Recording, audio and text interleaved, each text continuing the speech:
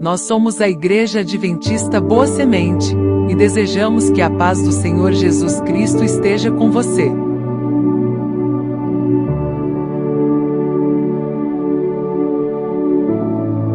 Estamos muito felizes com a sua companhia. Aproveite para se inscrever em nosso canal, ativar o sininho para sempre ser avisado sobre novos conteúdos referente à nossa escola bíblica presencial, que acontece todos os sábados, às 9 horas da manhã. Estamos esperando por você.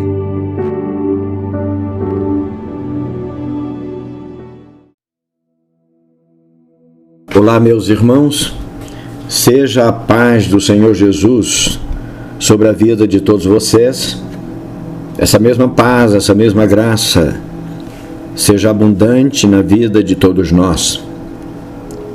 A Ele nós rendemos graças por mais esta oportunidade que nós temos, um tempo para nos assentarmos e conversar sobre um assunto relacionado à palavra do Senhor, à revelação que o Senhor nos tem dado. E isso é sempre um prazer, porque traz à nossa mente um refino do nosso entendimento, do nosso conhecimento, aperfeiçoa a nossa compreensão concernente à vontade do Senhor para cada um de nós. Nesta oportunidade, nós estaremos abordando o assunto que falaremos no momento da escola bíblica do próximo sábado, às 9 horas da manhã do dia 23 de março de 2024. E nesta oportunidade, nós estaremos conversando sobre o último tema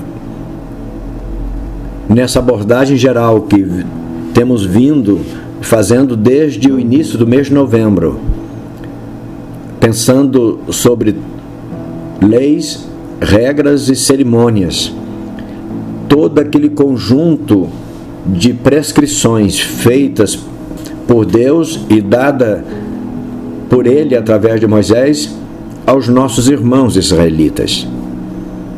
Hoje nós falaremos sobre o último tema, o último assunto que abordaremos nessa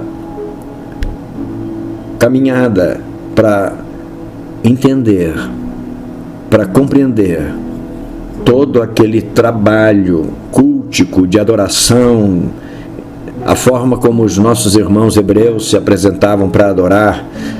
Então hoje vamos encerrar essa temática falando sobre leis e regras e cerimônia, nos lembrando de que elas nos revelam o que Deus dá e quer de cada um de nós. É certo que quando a gente pensa sobre aquilo que os israelitas faziam, a gente pode pensar, mas por que aprender sobre isso? Nós não fazemos mais essas coisas. Nós não praticamos mais todo aquele ritual, aquelas cerimônias, toda aquela forma de se apresentarem a Deus para adoração, nós não praticamos mais. Mas é bom que a gente esteja ciente, já mencionamos isso em momento anterior, que tudo aquilo que eles faziam é do nosso interesse, porque tudo aquilo apresentava ou representava para todos os crentes em Jesus Cristo exatamente o que a pessoa de Jesus Cristo iria sofrer, o que Jesus iria passar. Portanto, se eles tinham interesse em executar todos aqueles regramentos exatamente no formato que lhes foram apresentados, porque aquilo apontava para Cristo, e é esse Cristo, a mesma pessoa que hoje toda a nossa devoção, todo o nosso culto, toda a nossa adoração se dá para esta mesma pessoa. Portanto, eles e nós estamos trabalhando, adorando, voltado com o nosso rosto voltado para a mesma pessoa, a pessoa do Senhor Jesus Cristo. E o nosso texto base, profeta Miqueias, no capítulo 6, versos 6 até o 8, e está escrito assim: com que me apresentarei ao Senhor e me inclinarei ante o Deus Altíssimo? Uma pergunta que ele fazia, que o profeta fazia refletindo sobre Deus. Com que me apresentarei ao Senhor e me inclinarei ante o Deus Altíssimo? E ele faz uma outra pergunta: virei perante ele com holocaustos, com bezerros de 1 ano?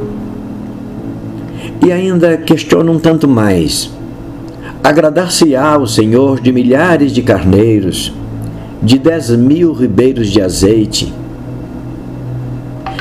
E darei o meu primogênito pela minha transgressão? Ele lembrava o fato, quando os israelitas deixaram o Egito, Deus diz: olha, todo primogênito será meu, tanto de homens como de animal. E ainda falando sobre o primogênito que o profeta poderia dar ao Senhor, ele continua: o fruto do meu ventre eu daria pelo pecado da minha alma. O que representa tudo aquilo? Na verdade, o profeta está fazendo exatamente este questionamento: por que tudo aquilo? Por que todas aquelas oferendas? Por que todos aqueles aspectos? Por que todas aquelas cores? Por que todas aquelas medidas? Por que todos aqueles detalhes? Por quê? E o verso 8, o profeta Miqueias vai concluindo seus pensamentos e encontrando e revelando respostas para cada uma das perguntas. Ele vai dizer: ele te declarou, ó homem, o que é bom, e que é o que o Senhor espera de ti. Ele já te declarou o que é bom. E depois ele abre uma pergunta: e que é o que o Senhor pede de ti, senão que pratiques a justiça, e ames a beneficência, e andes humildemente com o teu Deus? A pergunta continua. O Senhor já nos declarou o que é bom. E tudo aquilo era bom. Tudo aquilo que os israelitas faziam está aí descrita no verso 7. Aliás, no verso 6 ainda, quando diz: com que me apresentarei ao Senhor e com que eu me inclinarei antes do Deus Altíssimo? E ele vai dizer: virei com holocaustos, com bezerros de 1 ano? A resposta seria sim. Agradar-se-á o Senhor de milhares de carneiros? A resposta seria sim. De 10.000 ribeiros de azeite? Igualmente, a resposta seria sim. Darei eu o meu primogênito pela minha transgressão? A resposta seria sim. O fruto do meu ventre pelo pecado da minha alma? De novo, a resposta seria sim, porque ele nos declarou o que é bom. E a forma que ele utilizou para nos declarar o que é bom é aqueles formatos que ele apresentou como leis, regras e cerimônias. Mas aquelas leis, regras e cerimônias, que valor ela teria para o profeta? Que valor aquilo teria para os israelitas? Que valor ela teria, ou elas teriam para nós? Elas só teriam valor se as pessoas compreendessem o que é que o Senhor na verdade pedia de nós. oferecer holocaustos, ofertas de manjares, feixes, sacrifícios, festividades várias, seria uma resposta positiva ao pedido que o Senhor fez, desde que aquilo fosse apresentado diante do Senhor em um sentimento de práticas de justiça diante de Deus, de amor à beneficência e de uma vida humilde diante de Deus. Da mesma forma, as coisas continuam hoje. Não é o fato de nós irmos os cultos, nós já falamos isso, de nós irmos todos os cultos e estarmos no templo, de nós contribuirmos para a obra do Senhor. Não é o fato da gente participar ativamente de todas as atividades da nossa comunidade.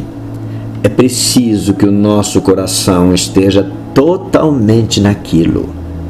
É preciso envolvimento.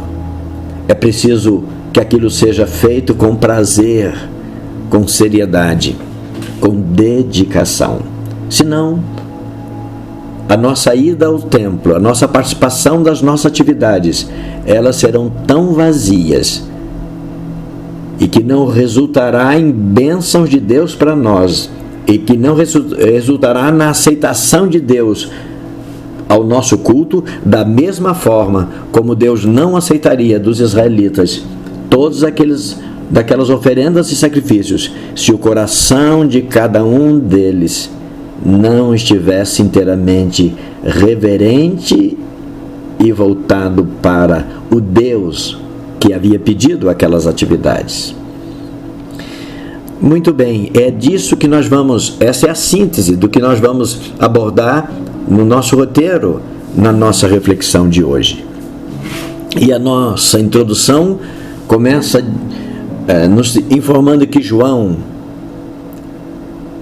o evangelista, citando a pregação de João Batista, o precursor, ele registrou para nós o seguinte ensino: aquele que crê no Filho tem a vida eterna, mas aquele que não crê no Filho não verá a vida, mas a ira de Deus sobre essa pessoa permanece. É preciso acreditar. Nós precisamos acreditar que Cristo foi o cumprimento de tudo aquilo que eles faziam, que os israelitas faziam. Se os israelitas tivessem feito aquilo sem crer na palavra que mencionava o cuidado, o zelo e para o que aquilo estava apontando, nós também, da mesma forma, as nossas práticas sem crermos que Cristo é o Filho de Deus, igualmente, nós também pereceremos. Nossa reflexão de hoje tem a finalidade de nos fazer pensar sobre o cuidado de Deus para conosco e o que Ele se dispôs a fazer e que de fato o fez, para que pudéssemos conhecer seus propósitos a nosso respeito. Ele não somente desejou que soubéssemos que fomos criados por Ele, mas também quis que soubéssemos qual o caminho que Ele nos abriu para nos levar ao entendimento de tudo quanto foi feito por Ele para nos restaurar da condição a que fomos submetidos pelo pecado e nos tirar do poço de perdição para onde o pecado nos jogou. E pensando nessas coisas, eu me lembro há muitos anos, quando estava passando um estudo bíblico com um grupo de pessoas, uma senhora me abordou dizendo: por que tanta violência contra os animais? Por que tanta matança de animais? Enfim, ela questionou estas coisas sobre as quais nós estamos estudando. Nunca me esqueci dessa pergunta. Ocasião em que eu lhe respondi: toda essa violência contra os animais é para mostrar duas coisas. Primeiro, quanto o nosso pecado é fatal e violento. E segundo, aquilo que foi feito com os animais foi feito com eles para não ser feito conosco. Quem merecia estar no lugar daqueles animais seríamos nós. E Deus poupou-nos duas vezes. Primeiro, deu-nos a oportunidade de nós termos a representação de um substituto por nós. Os animais sofreram toda a violência do nosso pecado num primeiro momento. E num segundo momento, toda a violência do nosso pecado recaiu sobre Jesus Cristo. Aqueles animais representavam Jesus Cristo. E é incrível como os israelitas viam isso, como a mensagem de Deus antes da morte de Jesus, como eles puderam interpretar isso. Eu me lembro aqui, não está no nosso roteiro, mas aquela conversa de João Batista, quando ele estava pregando, falando às pessoas que vinham ouvi-lo no deserto, nas suas pregações, ele falando da importância da pessoa que estava já no meio deles, mas que eles ainda não haviam percebido. E João falando daquele que viria após ele, fazendo comentários positivos à pessoa de Jesus, sem tê-lo como pessoa com quem ele mantinha convivência. De repente, no lugar onde João estava, Jesus chega e João reconheceu Jesus como quem estivesse olhando para um cordeiro daqueles que foram mortos aos milhares, até aquele momento em que Jesus acabara de chegar para ocupar, para substituir definitivamente todos os cordeiros.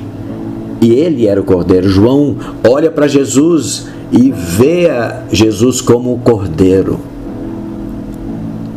Verso 29 do capítulo 1 do Evangelho escrito por João diz assim: eis o Cordeiro de Deus, aqui está, é aquele ali, o Cordeiro de Deus que tira os pecados do mundo. E de fato, Deus em Cristo Jesus veio para nos tirar dos pecados, tirar-nos do lugar para onde o pecado nos lançou. E os israelitas tinham consciência disso. O poeta, quando escreveu o Salmo 40, versos 2 e 3, ele vai dizer: o Senhor tirou-me de um lago horrível, de um charco de lodo, pôs os meus pés sobre uma rocha e firmou os meus passos, e pôs um novo cântico na minha boca, um hino ao nosso Deus. E quando eu cantar este hino, muitos poderão ouvi-lo e me ver cantando, e temerão e confiarão no Senhor. Portanto, aquilo que os israelitas faziam era um cântico de vitória, porque por a morte daqueles animais, por todas aquelas cerimônias que eles realizavam, eles cantavam, celebravam a vida, porque a vida lhes estava assegurada. Não porque aquelas oferendas foram suficientes para assegurar-lhes a vida, já falamos sobre isso, mas porque aquelas oferendas eram uma confissão que eles faziam diante de Deus, confissão de que eram pecadores e de que eles aceitavam o plano de Deus para resgate da vida deles em face dos pecados a que eles estavam submetidos. Muito bem. Na reflexão 1, a gente vai pensar que quando lemos sobre todas as regras, cerimônias e leis, é possível que venha à nossa mente o seguinte questionamento: por quê? E para que tudo aquilo? Como já falamos, de alguma forma.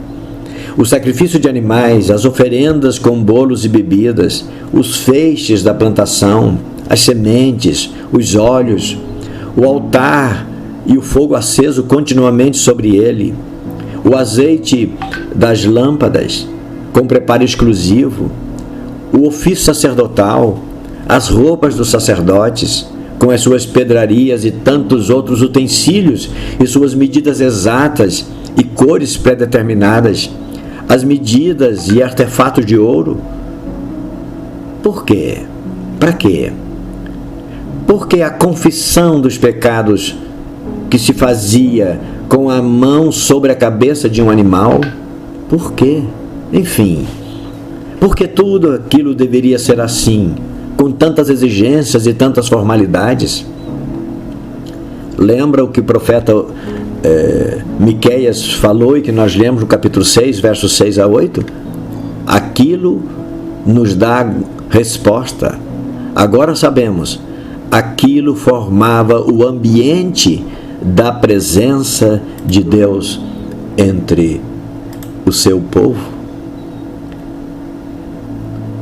Quando Deus dá a Moisés todas as instruções sobre a tenda do encontro que Moisés deveria construir e cuja tenda ela seria transportada para Canaã e cuja tenda foi depois transferido, tudo aquilo que se fazia nessas tendas foi transferido para o templo, quando Salomão constrói, tudo aquilo era para provocar, promover a presença de Deus no meio do povo. Então, por que todas aquelas formalidades? Por que todas aquelas leis? Por que todas aquelas cerimônias? Verso 8 do capítulo 25 do Êxodo: e me farão um santuário, e habitarei no meio deles. Aquilo que a gente olha e às vezes até com certo desprezo, com certo desdém, com certo sentimento de enjoo, a gente olha, ufa, por que tudo isso? Graças a Deus, nós não fazemos mais aquilo. Ou não fazemos nada disso que a Bíblia está dizendo que eles tinham que fazer. Na verdade, aquilo era a promoção da presença de Deus no meio deles. Por que nós adoramos? Por que nós nos reunimos num determinado lugar? Por que nós abrimos a palavra de Deus e refletimos sobre ela? Por que nós cantamos? Por que nós oramos? Por que intercedemos? Por que mantemos comunhão entre os irmãos e juntos prestamos culto a Deus? Pelo mesmo motivo, porque Deus está nesse lugar onde nós congregamos. É o que o poeta vai dizer quando ele afirma: Deus está no seu santo templo. Fique prestando atenção, ouça o que ele está a lhe dizer. Portanto, o nosso tema é aquilo que nós estudamos sobre as leis, regras e cerimônias que os israelitas realizavam. Aquilo tudo nos revelam o que Deus dá e quer de cada um de nós. Ele nos dá a possibilidade da nossa permanência diante da presença dele. Ele deseja habitar no meio de nós. Ele quer habitar no meio de nós. Mas nós só podemos ter o privilégio de ter Deus entre nós se há alguma coisa que anula o efeito do nosso pecado estiver entre nós e ele. Naquele momento era o sangue dos animais, as ofertas que eles apresentavam com fé. No momento presente é o sangue de Cristo que está intermediando, que está possibilitando a nossa presença diante do altar do Senhor, o altar onde Deus habita. E me construirão um altar, um tabernáculo, a tenda do encontro, exatamente a tenda do encontro meu com o meu povo. Graças a Deus, é isso que nós aprendemos. Era para isso que os israelitas faziam tudo aquilo que eles fizeram. Se tudo aquilo, diz a sequência 1 aí, nos incomoda, o que nos cabe é encontrar resposta. Se formos capazes para encontrá-la, resposta para a seguinte pergunta: se não tivéssemos a Bíblia, as Escrituras, a Palavra de Deus, como nós chamamos e consideramos, o que saberíamos sobre nós mesmos e sobre Deus? É isso, irmãos.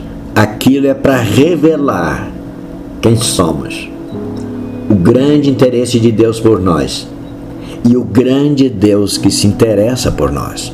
É unicamente pela Bíblia que sabemos quem somos, como surgimos sobre a terra, qual era o propósito divino para nós quando Ele nos criou. É por intermédio dessas informações que sabemos também que pecamos e trouxemos ruína sobre nós mesmos. Sabemos ainda que só não fomos consumidos eternamente e imediatamente após a transgressão dos nossos pais pela misericórdia e pelo grande amor de Deus por nós. Sabemos finalmente que temos chance de sermos restaurados. Graças a Deus por Jesus Cristo.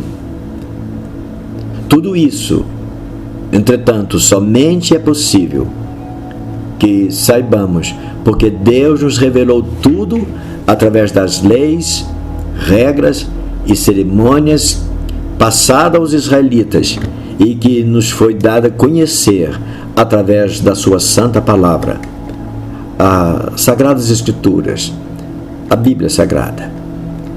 Quando a gente lê a primeira carta aos Coríntios, no capítulo 2,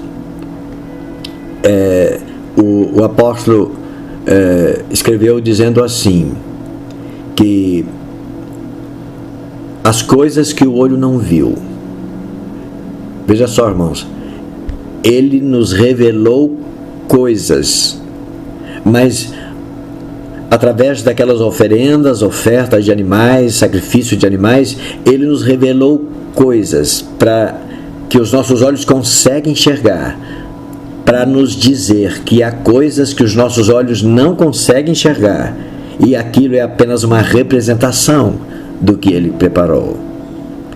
Veja só, e o que Ele nos preparou não foi uma vida com ritmos cerimoniais de oferendas de animais. O que Ele nos preparou em primeira mão foi providenciar um presente da parte dEle para nós, cujo presente nos resgataria, seria o preço da nossa redenção, o Senhor Jesus. Mas ainda não está aí no roteiro, mas a partir do verso 7 do capítulo 2 da primeira carta aos Coríntios, vai dizer assim: nós falamos da sabedoria de Deus, oculta em mistérios.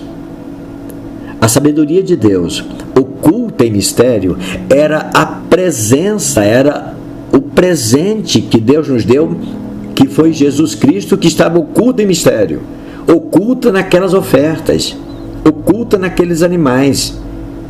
Cada uma daquelas ofertas, cada um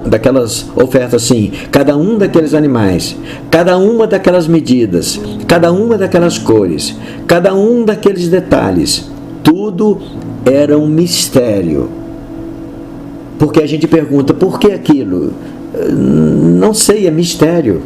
E agora a gente está sabendo.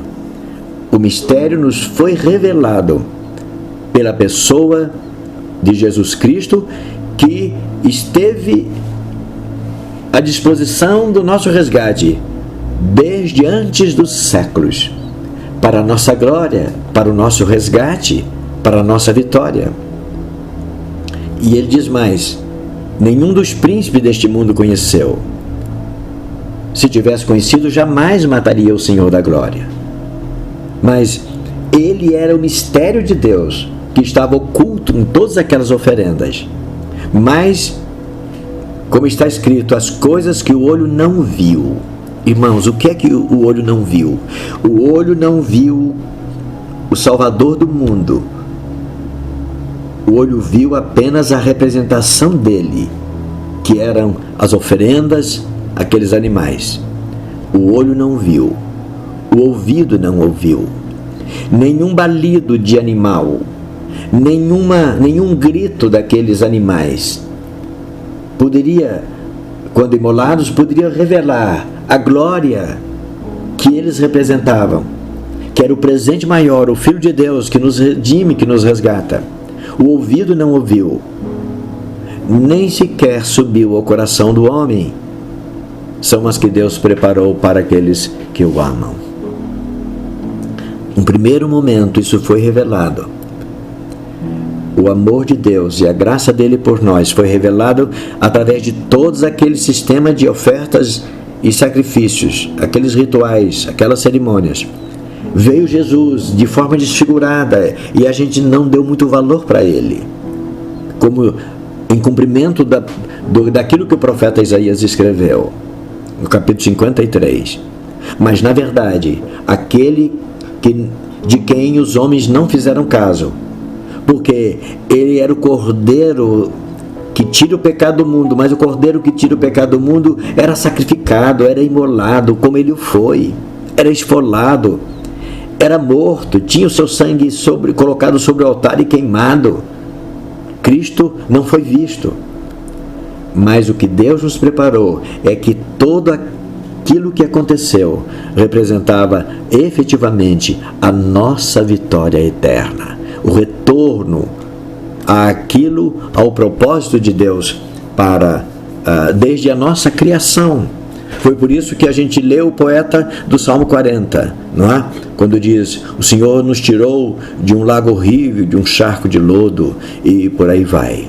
Muito bem, mas na reflexão 2, a gente lembra que as leis, regras e cerimônias são os meios, portanto, criados e utilizados por Deus para nos revelar o que Ele quer que saibamos sobre nós mesmos e como podemos manter comunhão plena com Ele. Pela Bíblia ficamos sabendo que há um plano traçado por Deus para o nosso resgate, a nossa salvação, e que a demonstração de nossa aceitação desse plano passa por nossa aceitação da aliança, do acordo que Ele nos revelou através de Abraão. Já lemos isso lá no começo das nossas reflexões. Portanto, as leis, regras e cerimônias é o meio, ou foi o meio, de nos instruir para cumprir nossa parte na aliança proposta por Deus a nós. Poderia ser de outra forma? Sim, poderia.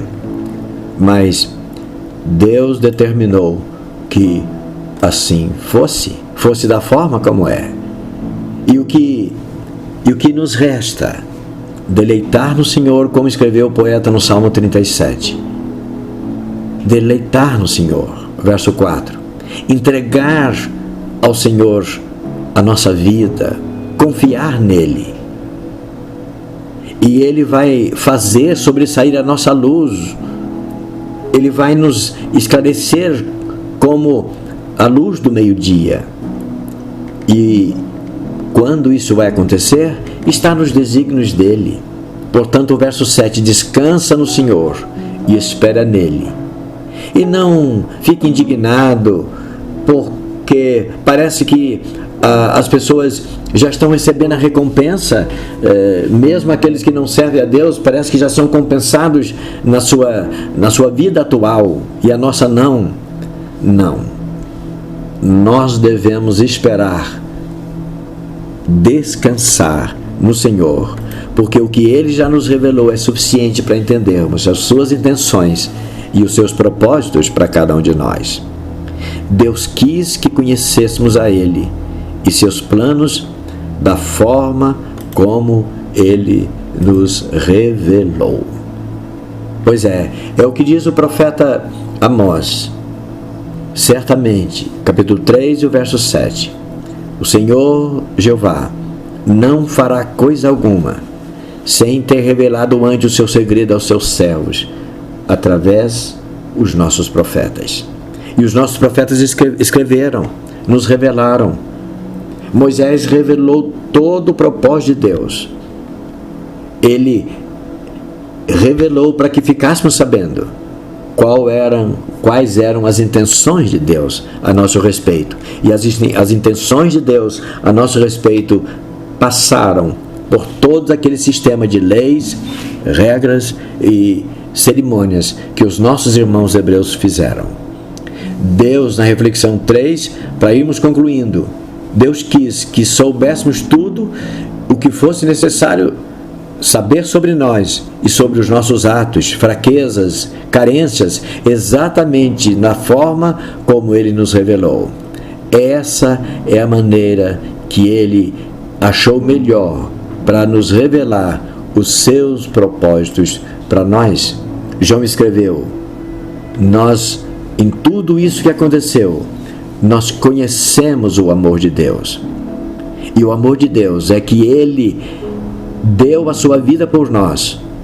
E também nós devemos, então, em correspondência, dar a vida pelos nossos irmãos.